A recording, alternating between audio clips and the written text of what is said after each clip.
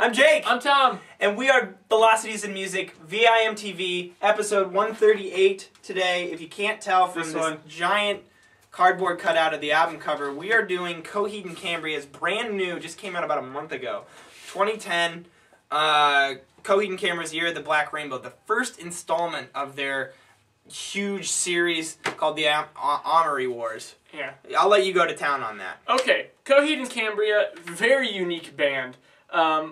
Well, while their style draws from a lot of places, the progression of that style and what their music is actually about, there's really never been anything done like it. Claudio Sanchez, the lead vocalist, and also he plays guitar. He's part of the writing of this graphic novel called the Armory Wars, however you pronounce it. And it's just this, kind of sci-fi, crazy story that's progressed through their albums. Their first album, Second Stage Turbine Blade, was chapter 2 of it. Their second album, In Keeping Secrets of Silent Earth, was volume 3. And then their next two albums had really lengthy titles. It was Good Apollo and Burning Star 4, Volume 1, Fear Through the Eyes of Madness, and then the next one was Good Apollo and Burning Star 4, Volume 2, No World for Tomorrow. And Who knows this? That's the two halves of Chapter 4, so those two albums together supposedly make Chapter 4. And then they came back and they did the first chapter, the prequel, Year of the Black Rainbow. So they're jumping back, and for this album, wow. Now there is a Chapter 5. Yes. That they haven't, and I think that's what they're planning on doing next, but I'm not sure. Also in the middle there, and this is really cool, I don't know if you know this, I think this was last year, I want to say it was 2009, they came out with this gigantic box set called Neverender, and what it is it's a live 4-disc set, actually I think 8 discs if you include like DVDs, this DVD CD set of a set of concerts that they played, where they played 4 nights in a row in the same venue, and each night they played their album straight through. So in those 4 nights they played their entire discography, and then set it out for fans with a huge animated booklet. I'm sure probably relating to the Armory Wars story. So I think that's impressive. Shows a band that really knows their own material and appreciates their entire back catalog. You wouldn't see Radiohead doing that, for instance, because if they played a track from Pablo Honey, I think they'd implode.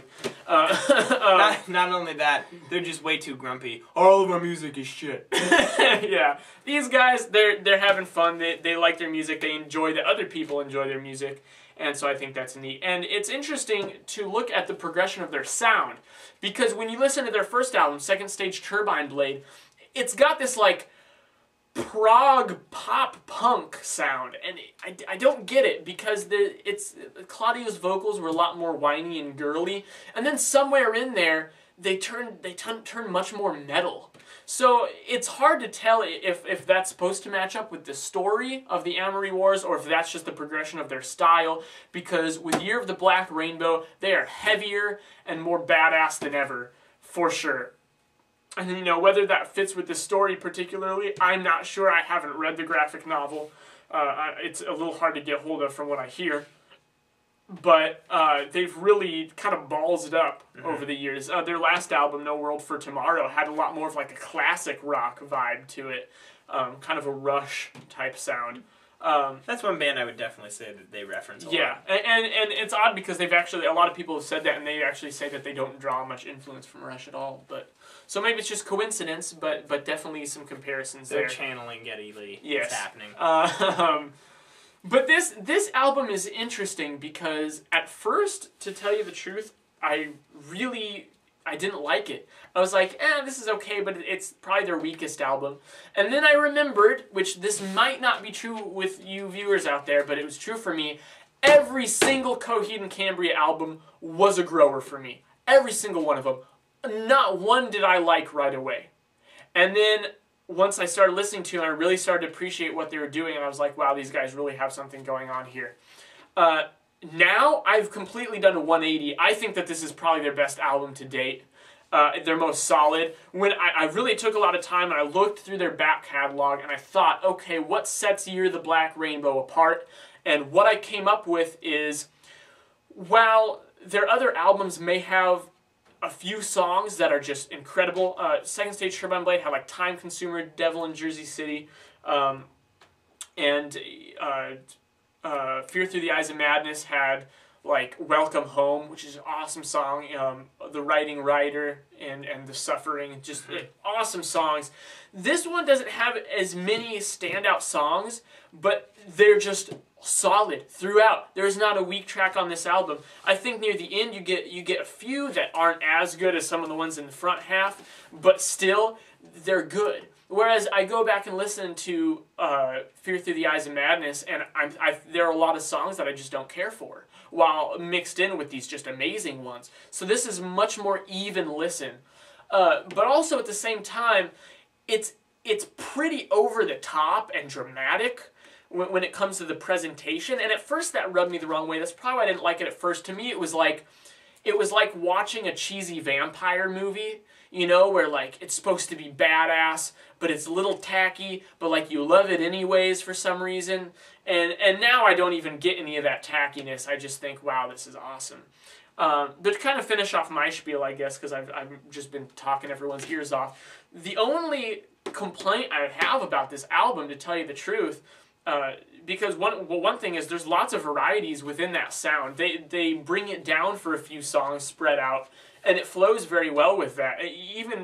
This is a band that's always been pretty good at ballads and slower songs.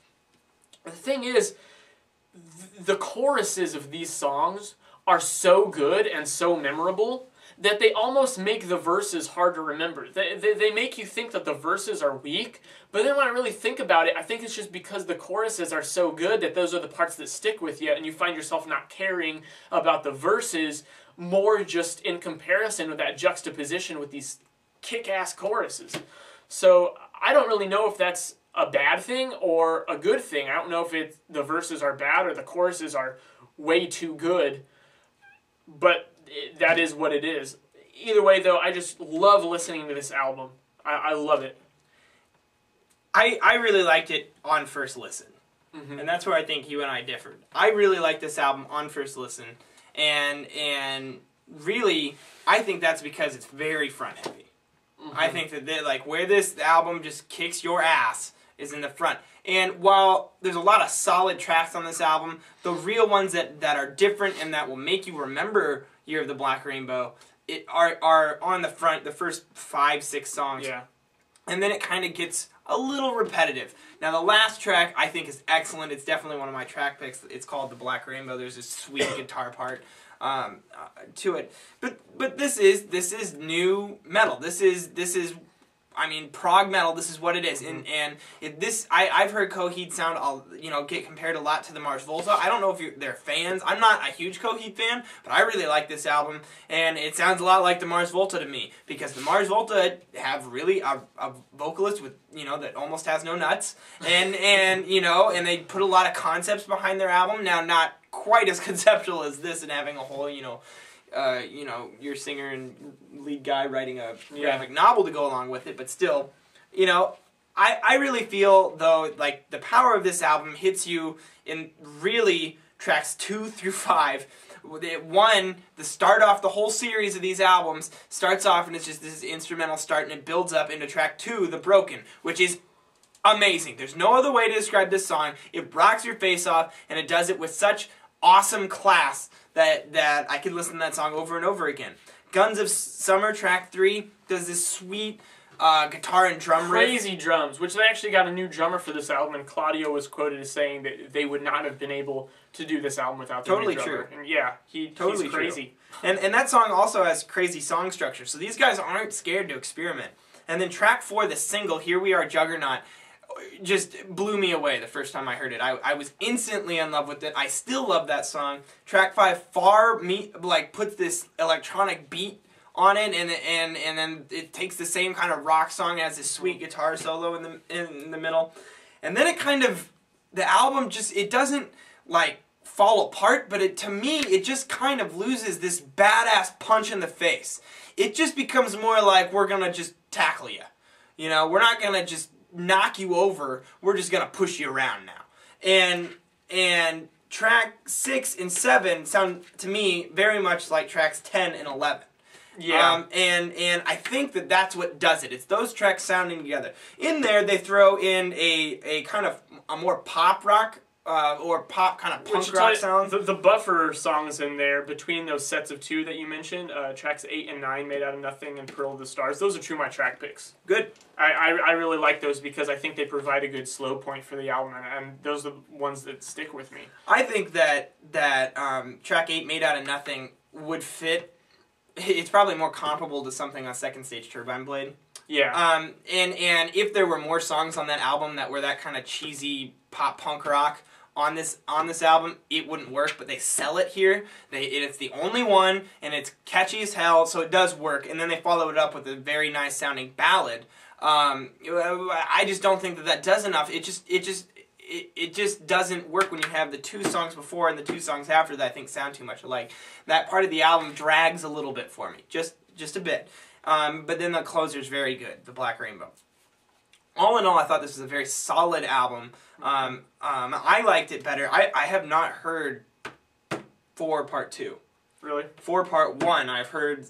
That's really the album I've heard the most, and I do like that album, but I like this one better. So my track picks, I picked 4 because I really like track 2, Broken, track 4, Here We Are, Juggernaut, track 5, Far, and track 12, The Black Rainbow. I'm going to pick track 2, The Broken, and track 4, Here We Are, Juggernaut also. But then, like I said, also tracks 8 and 9, Made Out of Nothing, All That I Am, and Pearl of the Stars. I'm surprised you didn't pick Guns of Summer. That sounds good, but to tell you, maybe it's just because the ones around it are so much better. Guns of Summer is good. It's crazy, but it's more just kind of cool than I think it is actually really deeply good. All right, it's your time to shine, Tom. I told him I was putting him on the spot and making him go first. It's tough because when I look at these songs, all of them are good to me. Yet at the same time, yeah, there are some things that are a little lacking. But really, when it comes down to it, the musicianship is great, and the songwriting is just very good and consistent to me. I am going to give it an 87. Sweet. I really like this album. It's probably my favorite Coheed album, and I definitely highly recommend it to anyone.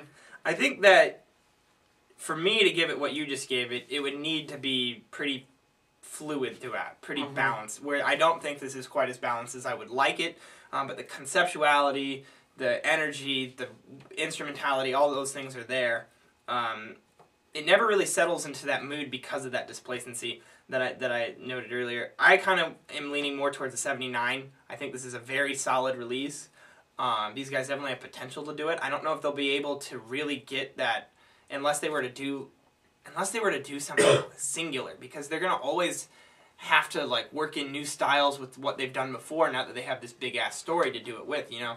So unless they were to really, you know, shed that, maybe track the last album could do it, or maybe like a new album afterwards could do it. But like they could really get a unique concept album.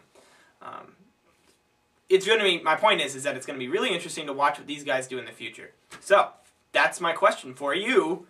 As the viewer, going to www.velocitiesandmusic.com and on our Coheed page, tell us, after you watch some of our cool videos that we have posted, tell us what you think about, you know, where Coheed's going to go from here, because they have the 5th release, the 5th part of the story to do. What do you think that that's going to be? How are they going to end this thing? And then what are they going to do after that, and why? I'm Jake. I'm Tom. And together we are moving music critique forward.